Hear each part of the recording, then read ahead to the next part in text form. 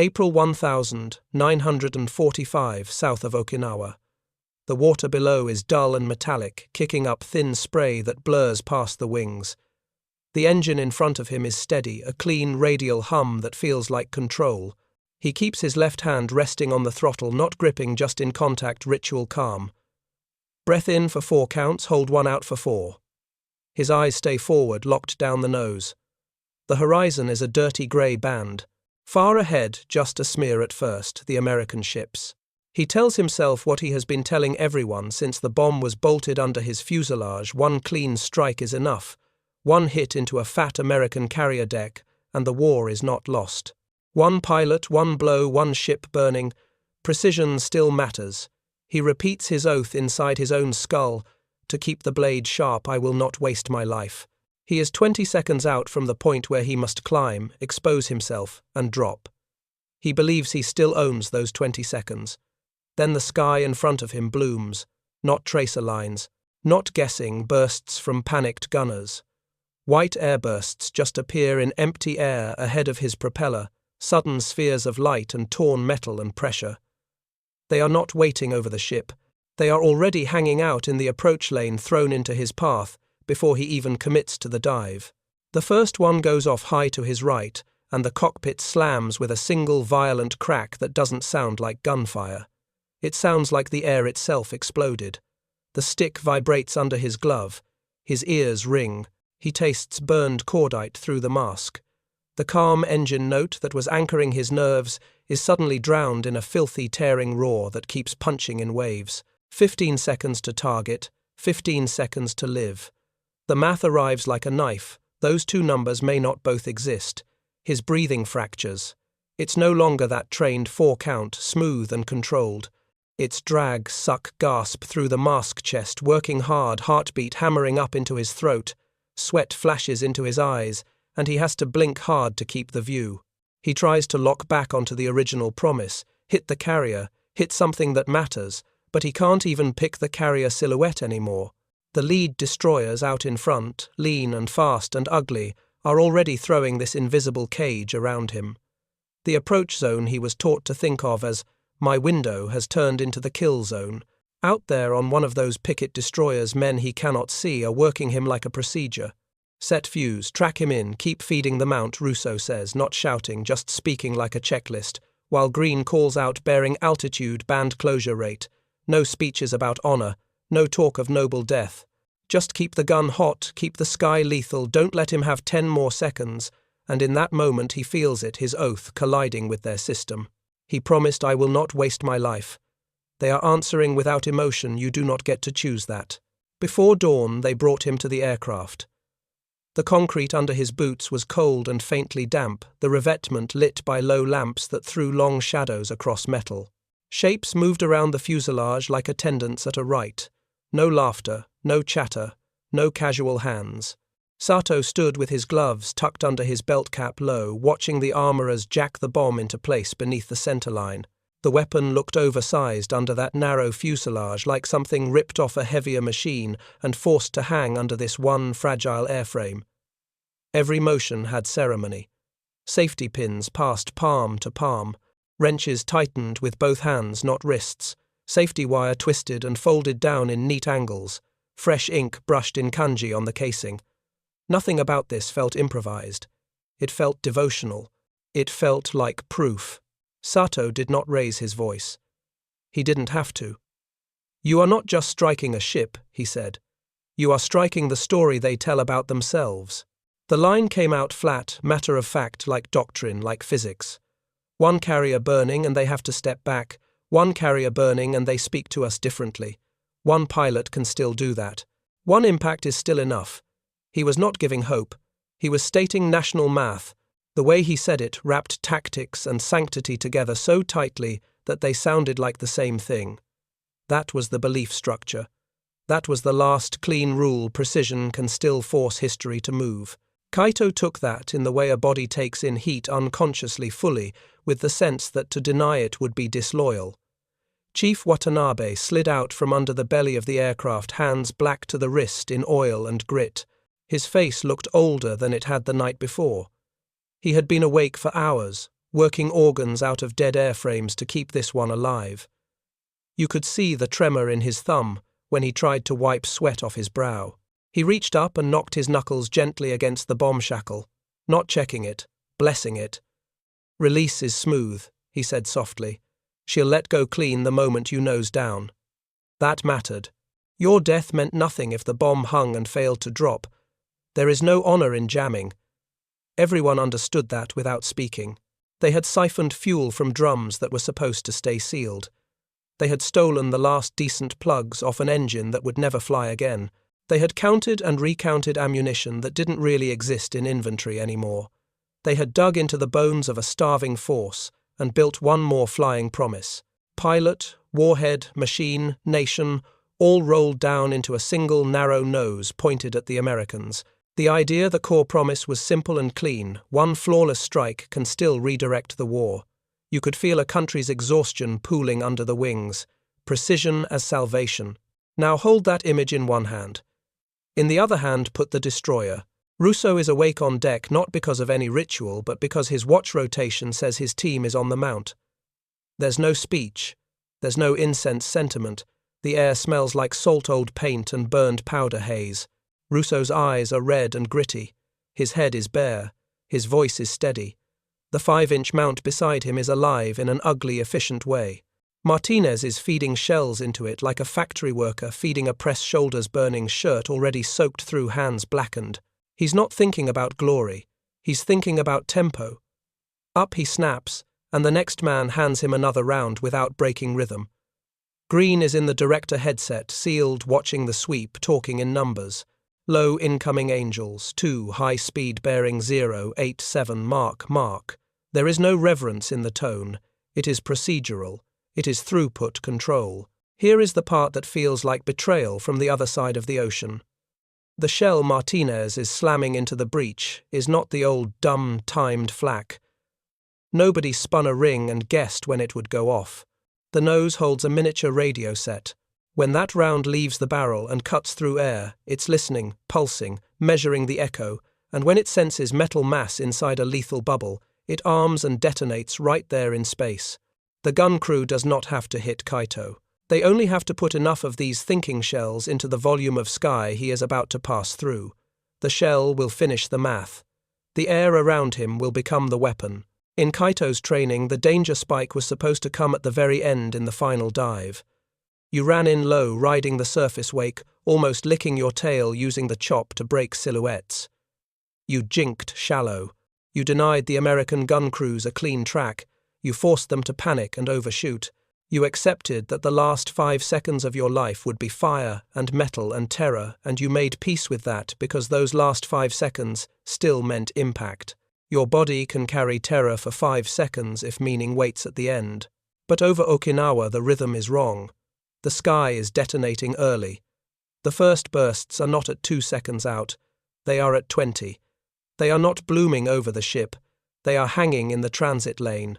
He is still in what doctrine used to call the safe band, the approach window, the setup, and the air around his canopy is already tearing open with shock sound B, that dirty, concussive, ripping thunder. He feels the pressure slap the fuselage before he has even lifted the nose to begin his dive. The stick is vibrating in his glove from overpressure instead of turbulence. His ears hurt. There's a chemical taste in his throat from somebody else's explosive before he has even arrived. So his breathing changes. You can measure it. It stops being 4-count discipline and turns into broken pulls through the mask, drag, gasp, drag, gasp. His chest is working too fast. Oxygen hiss becomes sharp and uneven. Sweat hits his eyes and he has to blink hard to clear vision, and that blink costs a fraction of a second of target picture. His forearm tightens and starts a small shake, not dramatic, but enough to start adding noise to his roll input. That's not poetry. That's telemetry. That's a live readout that says the plan is gone. On the destroyer, nobody says kill the pilot. Russo says keep the screen intact. Green calm says solution good. Maintain like he's adjusting a machine setting. Martinez just barks. Feed him, go, go. Because to Martinez, rate of fire per minute is the only gauge that matters. The language is cold on purpose. It deletes the duel. It strips the act of any idea of two warriors meeting at equal risk. It turns Kaito from an attacker making a final, honorable strike into an incoming object with a closure rate. The system itself refuses to acknowledge his oath. That right there is the break. On Kaito's side, they are peeling parts off dead planes, stealing fuel from blackout drums, engraving messages by hand on the bomb casing, telling a 20-something pilot with shaking hands and perfect posture that one perfect act can still move the war. On Russo's side, they are feeding VT-fused 5-inch shells into a mount like parts on an assembly line, and the mount is connected to radar that never sleeps and never doubts and never respects individual resolve. One world says, if I am perfect once, you will feel me. The other world says, I don't need to let you be perfect. That is why the airburst feels like betrayal. It is not just trying to kill him, it is erasing the idea that his life offered cleanly on purpose can still force the enemy to feel pain. Precision was sold to him as salvation. Standing there in that shaking cockpit, hearing shock sound B detonate early and everywhere, tasting burned explosive in his mouth before he's even rolled in. He understands what nobody said on the ground. Perfection has no leverage against automated lethality. His death was supposed to purchase meaning. The machine is telling him it will purchase nothing. He drops the nose until the ocean feels close enough to reach down and touch with his fingertips. Spray is smashing against the canopy in dirty white streaks, clearing and streaking, clearing and streaking. He doesn't treat the Pacific like open water anymore. He rides it like terrain. He settles the aircraft into the seams between wave crests, letting the chop hide his outline and kill his silhouette, never staying level long enough to give anyone a clean read. The throttle is never still. He feeds in power, eases it back, feeds in power again. Not dramatic, not panicked, just tight controlled pulses to ruin any steady speed track. Left drift shallow, right drift shallower. A low skid that drags his wingtip so close to the chop that the wake spits up behind him. This is the way it was supposed to be done. This is the art. This is the thing they told him still works against Americans if you do it perfectly. The American formation ahead stops being rumor. It starts turning into angles.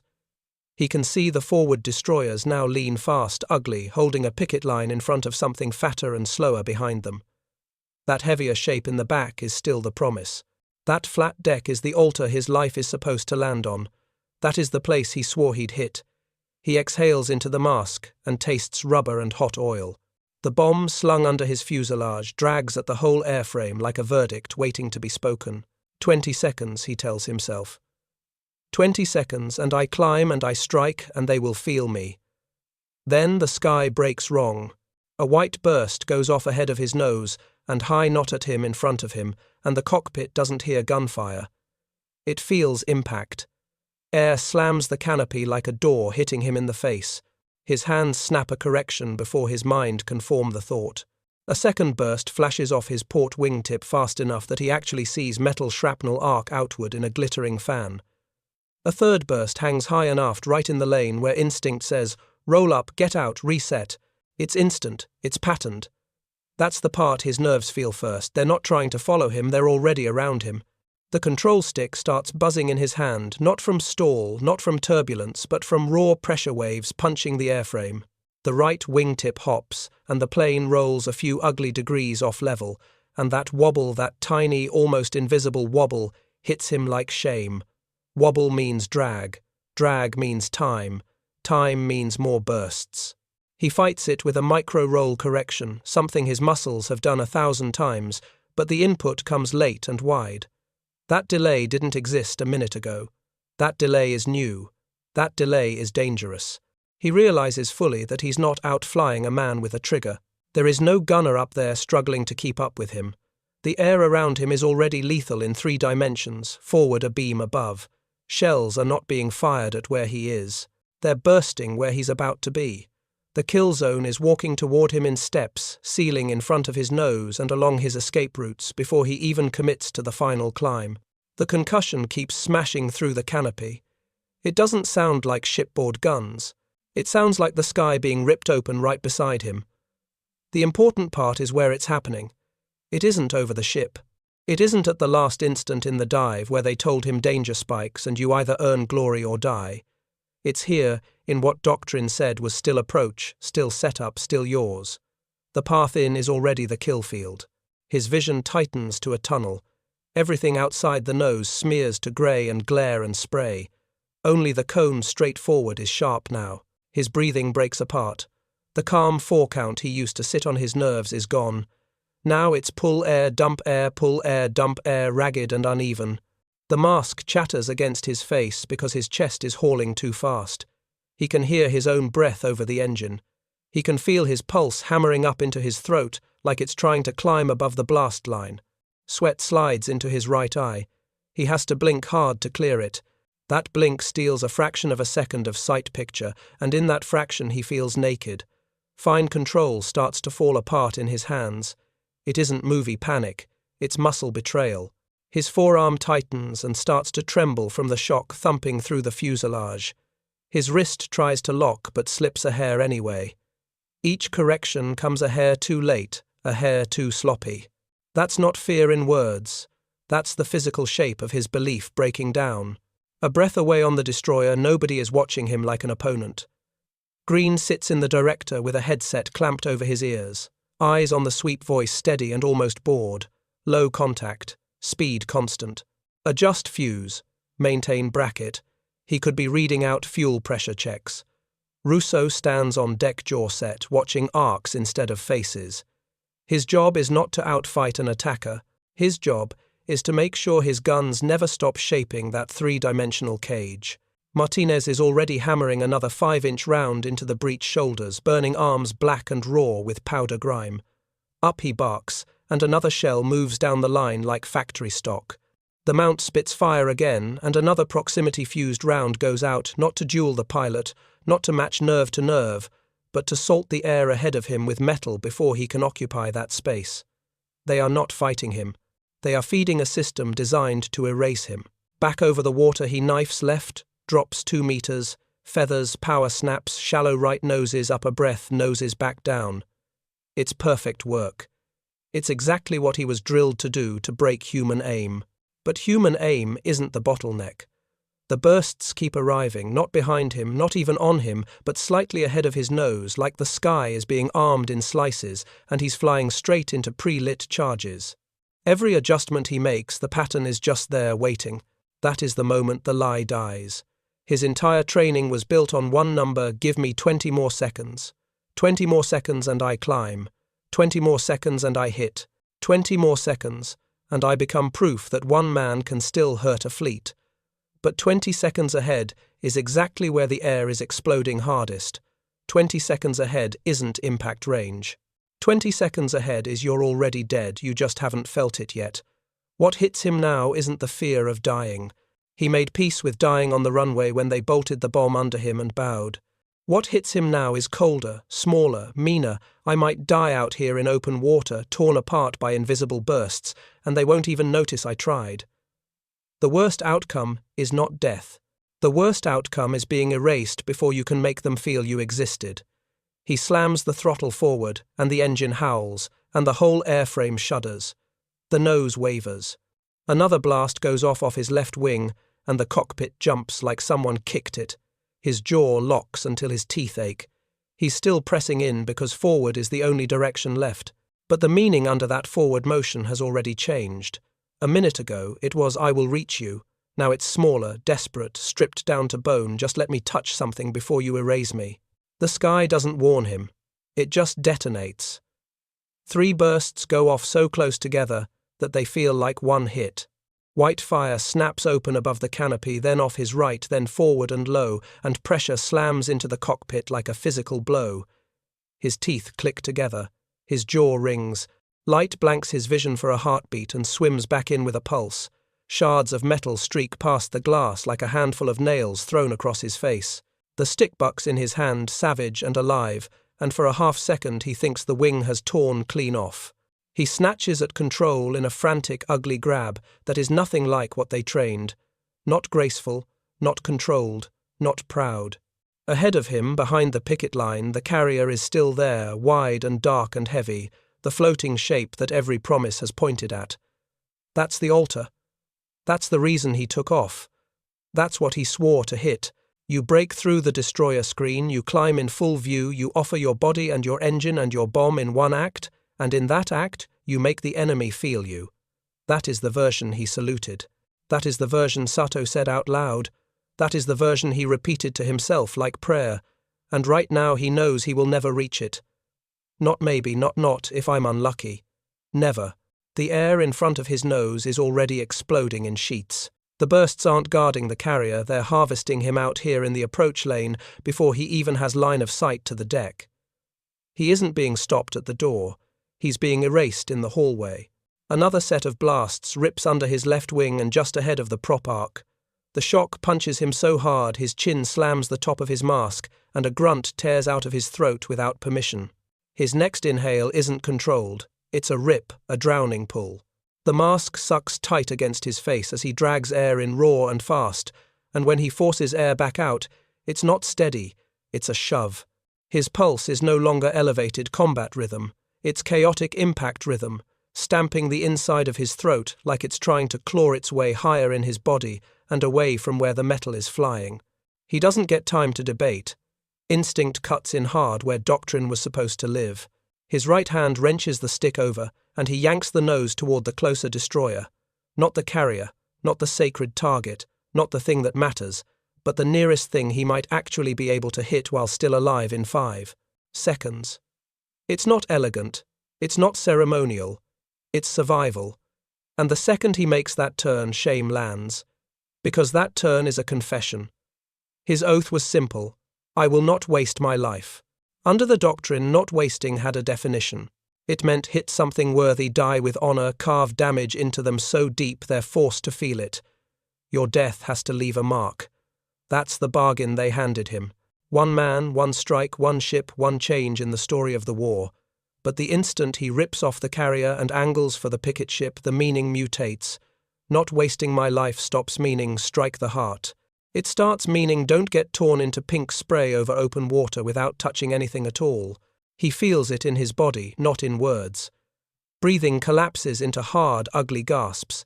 He's dragging air through the mask loud enough to hear over engine noise. Each inhale is a panic pull. Each exhale is a forced shove. The rubber slaps against his face every cycle. There's a metallic taste in his mouth, hot and sour, maybe cordite, maybe his own blood from where the mask slammed his nose in that last hit. Sweat spills down from under his headband, into his eyebrows, into his eyes, and his vision keeps stinging, blurring, clearing. His left glove slips on the throttle because his palm is slick, and when he regrips he feels it, the shake. A micro-tremor in his forearm he can't clamp out. His own hand won't sit still. His own body is telling on him. That destroyer he's now diving for is not the one that's supposed to change the war. It's not a carrier. It's not a battleship. It's not a symbol you can point to and say, this altered the balance. Hitting it won't crack American morale. Hitting it won't make an admiral fear the next sunrise. Hitting it won't prove Sato right. Hitting it won't prove his nation still has teeth. It's smaller, faster, disposable. But it is close. It is possible. It is alive in front of him right now. And that's enough. He can hear himself making a sound under his breath, something low, half growl, half broken exhale, and he doesn't know if it's swearing or begging or praying. The cockpit is shaking in continuous pulses now, not single shocks, as more bursts go off in layers around him. Each one grabs the airframe and yanks at it like hands, trying to tear him out of the sky. He has to muscle the nose where he wants it. He has to fight to hold attitude. He has to force every correction. He is no longer flying. He is wrestling. Every correction comes in late and brutal. Every correction says he's losing control. He understands exactly what that means. He understands it while it's happening. If someone could freeze this moment and draw a circle around it on a map and write a line of text, it would say, here. Here is where it breaks. Here is where the imperial story, one man, one perfect strike, one decisive wound, hits the American answer and shatters. Here is where the belief that courage can still steer history meets a wall of automated fire that doesn't care about courage. He had been told his life still had currency, that if he spent it in the right way on the right target at the right altitude he could still buy change. That was the promise in the revetment under lamplight. That was the way Sato spoke. That was the way Watanabe touched the bomb shackle with his knuckles, like a priest blessing a blade. That was the way he said yes. Now hauling the stick toward something small just because it is reachable. Alive, he sees the truth. They never voiced the enemy has already set the price. They've pushed the fight so far outward into the last half-minute before impact and filled that space with radar-fed, self-triggering, no-hesitation airbursts that he no longer gets to choose what his death purchases. The enemy chooses that for him. And what burns in his chest isn't fear. It's humiliation. He can feel humiliation like heat rising up his throat and sitting behind his tongue. Humiliation that survival instinct tore the controls out of his hands and made him turn off the sacred target. Humiliation that I will not waste my life has already collapsed into just let me hit something before I'm erased. Humiliation that the oath that carried him into the air is already gone before his body is even finished flying. He keeps driving in toward the destroyer anyway. The strip is torn, dirt and twisted metal washed in low, colourless light. Wind drags dust and burned fuel stink across the ground, and voices carry flat instead of loud stretcher calls. Somewhere down the line, tools clanking, men moving like their joints don't quite work anymore. They've pulled his aircraft off the landing path and left it crooked with the dead and half-dead machines, canopies, cracked cowls, warped tape already slapped over holes that shouldn't be able to fly again. His prop is frozen and bent. The left wing root looks like something chewed it and spat it back out. He's still belted in the cockpit shoulders, sagging chin down. His gloves are still on. Blood has dried in a dark line under one nostril. The mask hangs loose against his throat like a torn piece of equipment instead of the thing that kept him breathing. He reaches out and touches the wound in the wing. There's an American fragment lodged there, still faintly warm, from friction half buried in peeled metal. It's ugly, dull cast, mass-made, not elegant, not hand-fitted, just a jagged hunk with seams still visible from where it was formed. It doesn't belong to his plane. It's from their shell. He runs his thumb along the shard and feels the truth of it. It's not a bullet, not a clean hit, not even a direct strike. It's a tooth from an airburst that went off too early, which means before he was supposed to be in real danger at all. This is proof his mission was dead while he was still telling himself 20 seconds and I climb. This is proof he was already beaten in the approach lane, not the dive. This is proof that the last working piece of his promise, I can still matter if I am perfect, was already gone before he ever saw an American deck with his own eyes. He doesn't say I was scared. He doesn't say I almost turned back. That's not the shape of what broke. He says almost like he's reciting an inspection note. They kill at a distance we said was impossible. His voice is calm and scraped out at the same time. We told ourselves we still owned the last half-minute. We don't. I never had it. I was telling myself a lie up there. Watanabe stands a few steps off, arms greasy to the elbows, face grey and sunken. He's looking at the plane like a surgeon looks at a patient that technically returned breathing but shouldn't have. He's not praising survival. He's doing math. He knows how many hours this airframe has already been kept alive with hands, wire and prayer. He knows how many good plugs and hoses were ripped out of grounded machines and grafted into this one. He knows how many tired men touched this plane like an altar. His mouth is tight. He doesn't say, well done. He doesn't say anything. The silence is its own report. This cost more than it bought. Sato is back in partial shadow, under a broken revetment sheet, staring at the bomb shackle still locked under Kaito's fuselage. Still there. Still wired. Still armed. Still unexploded. The weapon never left the plane. That's the judgment. The mission wasn't interrupted, it was voided. The offering was never delivered. A perfect life was lifted, carried into the air, and then denied even the right to land on target. Kaito keeps his thumb pressed to that American metal and realizes his hand is shaking in these little tight pulses he can't stop. It's not fear not anymore. It's insult. He thought he was entering a duel. The other side had already automated his removal. He speaks again, this time just loud enough that Sato can't pretend not to hear it. We said if we were perfect, one of us could still change the war. That is not true anymore. Out at sea, the mood is different. The destroyer's deck smells like burned paint, scorched powder, hot steel. There's a black streak scarring the non-skid where something hit, skidded, and went overboard, and a team is already hosing down a line that still smokes. The crew moves through it like cleanup after a machine test. Russo is crouched near a twisted piece of engine cowling that washed up against the scupper white paint, blistered and charred edges curled back like torn bone. He knocks his knuckles against it to feel weight the way a mechanic checks a part, not the way a man honors the dead. Martinez stands next to him, forearms black all the way to the wrist, undershirt clinging wet to his back, steam still lifting off his shoulders in the salt air. He's breathing hard through his teeth and grinning like he just hauled a crate up a ladder. "Barrel 2's hot," he says. "We're gonna have to swap it, or she's gonna warp." Russo nods, eyes still on the mount already counting. "We'll pull it. Drop in fresh steel. Don't waste time nursing a cooked tube. Faster to replace than repair. Keep the rate happy. It's not brag. It's not excitement. It's process talk." Martinez wipes his mouth with the back of his wrist and leaves a black smear on his cheek. "Did you see him try to jink low?" he says, chin flicked toward open water. "Didn't matter. Fuse still bit him. You could feel it when it bit." Russo doesn't answer with brave guy. He doesn't answer with "he almost had us." He says, almost casually, "Just keep it fed." That's how they talk about surviving an attack barrel. Heat reload rates, swap time. The conversation is about keeping output continuous, not about meeting an enemy in honorable combat. The wreckage isn't an opponent. It's proof of function. The whole thing feels like running an industrial line under combat lighting. The urgency is real, but the language is mechanical.